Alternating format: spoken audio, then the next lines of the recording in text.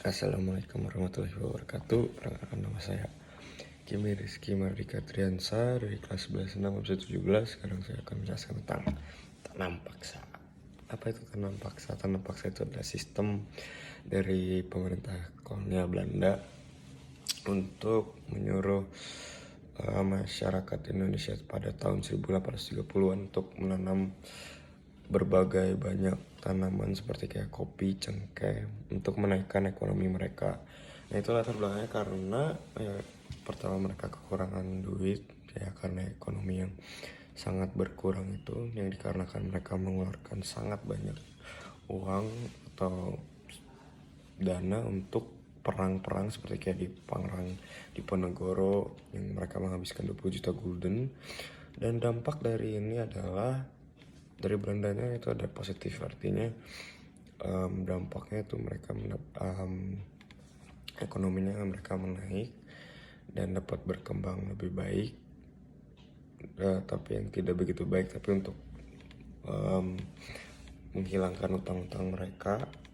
Terus untuk dampak bagi Indonesianya adalah masyarakat kesusahan, seperti mereka kayak 1/5 dari lahan mereka harus dibuatkan kopi dan gitu-gitu untuk Belanda, demi Belanda untuk membayar utang mereka dan menaikkan ekonomi mereka. Tetapi dari sistem tanam paksa ini terlihat oleh yang bernama Edward Louis Dekker. Dia melihat sistem tanam paksa ini untuk memprihatinkan kepada masyarakat Indonesia yang terlalu dipaksa untuk dan sangat sengsara oleh Belanda ini. Dan dibuatlah itu Multatuli, itu buku itu, dan itu adalah nama samaran dia, Multatuli. Dan dia membuat membuat buku itu, dan buku itu mulai dinotis dari semua orang, dan semua orang mulai menyadari akan hal itu, sehingga terjadilah yang namanya politik etis, yaitu politik balas budi.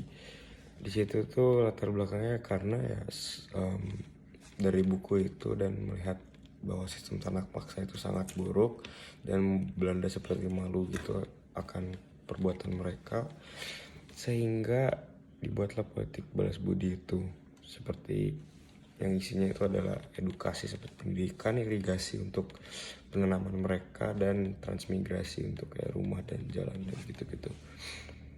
Dan dampaknya untuk bagi Belanda ya, sebenarnya irigasi gini tuh sebenarnya untuk masyarakat Indonesia, tetapi irigasi ini tuh dampaknya lebih besar untuk Belanda karena perairan irigasinya itu untuk sebenarnya lebih banyak untuk Belanda daripada untuk masyarakat. Dan untuk bagi Indonesia mendapatkan keuntungannya tapi tidak begitu banyak. Dan ada juga politik pintu terbuka, latar belakangnya itu karena ada terjadi pemilu pada 1870, kaum liberal memenangkannya, dan sistem tanam paksa ini dihapus, sehingga terus Belanda ini menciptakan politik pintu terbuka ini untuk menarik investor-investor dari luar negeri seperti Cina dan lain-lain untuk berekonomi di Indonesia, untuk menaikkan ekonomi untuk di Indonesia. Dampak untuk bagi Belanda, dan Belanda itu cuma untuk sebagai pengawas doang, tapi mendapatkan beberapa keuntungan ekonomi, dan Indonesia menjadi lebih bagus lagi dan ekonomi lebih naik. Terima kasih telah mendengarkan.